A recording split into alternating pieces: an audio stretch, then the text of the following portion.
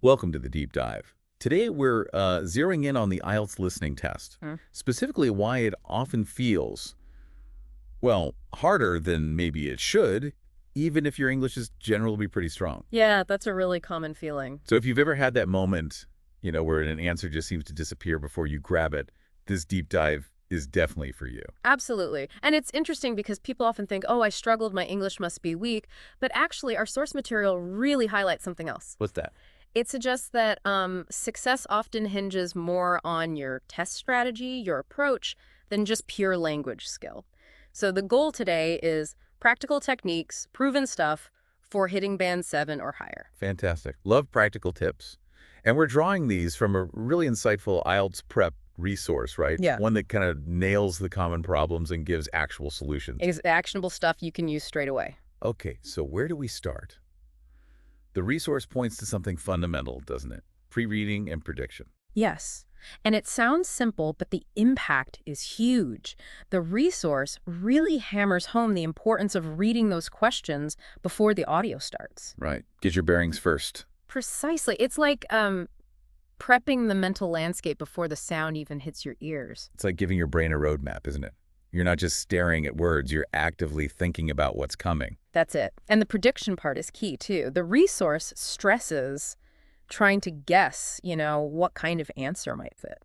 Can you give an example like the one from the source? Sure. So if the question is, he's traveling by train, your brain immediately thinks, okay, I need a place, a location. Ah, okay. So it primes you. Exactly. It pre-activates your mind. Your auditory system is sort of tuned in already, listening for a place name. Makes you much more likely to catch it. Makes perfect sense. So you've pre-read, you've maybe made a quick prediction. What's next according to the resource? Keyword analysis. Yes, but it's more than just spotting the obvious nouns. While nouns give context, the resource highlights that the real strategic advantage comes from underlining the verbs, the action words, Right. and also things like time indicators after, before, at 7 p.m., and those directional words like next to, opposite, behind. So those little words are actually crucial signals. Totally crucial. They act like signposts in real time as you listen. If you've underlined after, for instance, you know the answer is probably coming following some other piece of information. It helps you track where you are. Right, helps you navigate the flow. Hmm. Okay, another big hurdle the resource mentions. Accents. That's a common one. Oh, definitely a major stumbling block for many. You might be super comfortable with, say, standard British or American English. But then IELTS throws in an Australian or a Canadian accent. Exactly, or sometimes a mix. And what's linguistically interesting is how just slight shifts in vowel sounds or word stress can make a familiar word sound, well, unfamiliar for a moment. Yeah, it can throw you off. Yeah. And just reading about accents isn't really enough, is it? The resource suggests a more hands-on or maybe ears-on approach. Ears on, I like that. Yes, the resource strongly advises actively listening to different accents.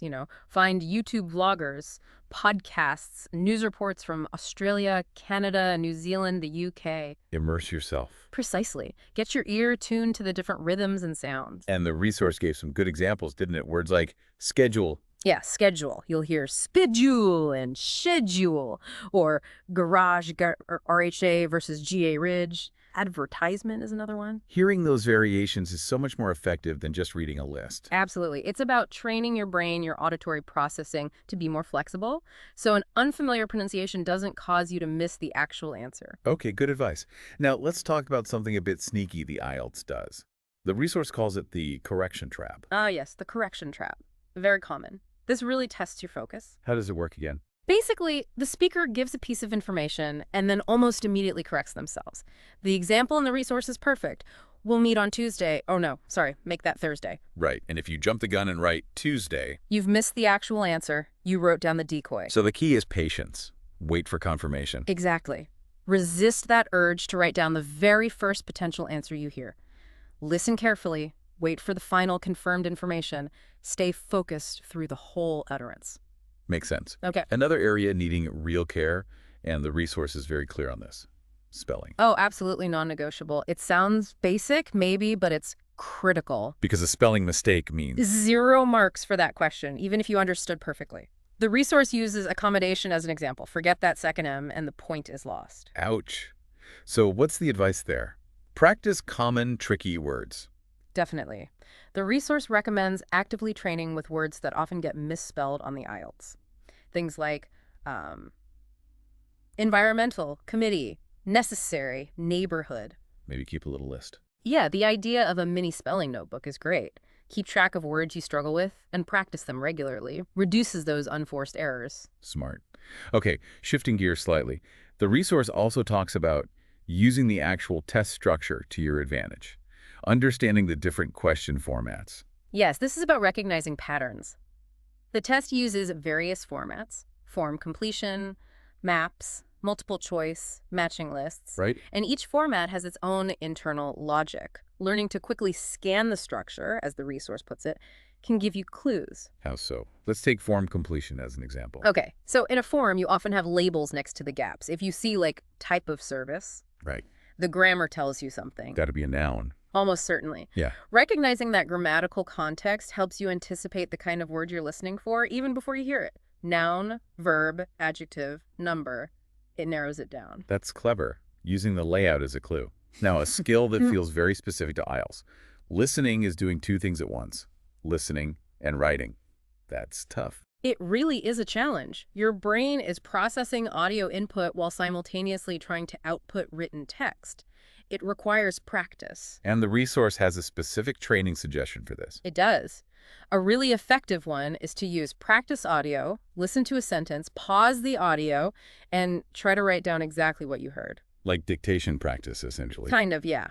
But focused on IELTS-style content. It forces you to improve your short-term auditory memory and the speed at which you can transfer spoken words to paper. And the resource mentioned it helps with handwriting under pressure, too. Yes, which is a side benefit. Building that muscle memory, that connection between listening and writing, makes the whole process smoother and faster during the real test. Okay, nearly there. What about the very end of the listening section, that 10-minute transfer time? Sometimes overlooked, maybe? Definitely shouldn't be overlooked. It's a critical phase where, unfortunately, easy mistakes can happen. Like what? Well, the resource warns about two main things.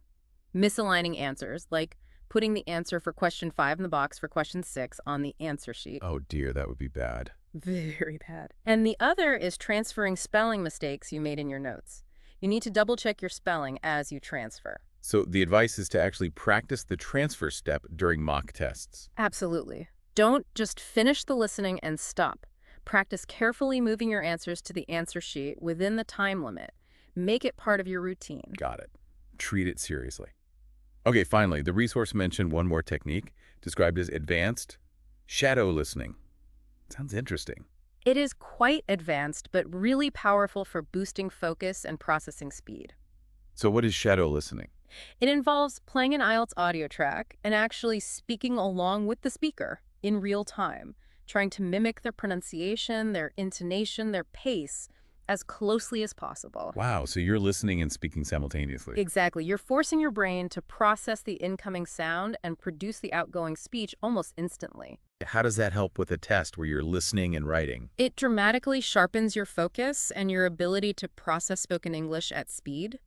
By actively engaging with the sound and rhythm in this way, you become much better attuned to hearing details and understanding the flow, which translates directly to better comprehension when you're just listening and writing. It kind of supercharges your listening brain. That sounds like a serious workout. Well, this has been incredibly useful. Lots of concrete strategies there. Yeah, and I think the main takeaway, which the resource really emphasizes, is that success isn't just about how good your English is overall. It's heavily about strategic preparation. Knowing the test, knowing the techniques. Exactly. Moving beyond just general language practice to specific test tactics. And these are things people can start doing right now. So the resource ends with a question for the listener, doesn't it? A point for reflection. It does. It asks you, the listener, to think. Which IELTS listening question type gives you the most trouble right now? Is it the maps? Multiple choice? Matching tables? Identifying your personal challenge. Yeah, knowing your weakness is the first step to fixing it. So reflect on that as you continue preparing. Great advice. And a final thought, echoing the source. Practice smart, not just hard. That seems key for IELTS. Absolutely, because even one extra band score point can make a huge difference to your plans, your future opportunities. Well said. Thanks so much for diving deep into these listening strategies with us today. My pleasure. Good luck to everyone preparing.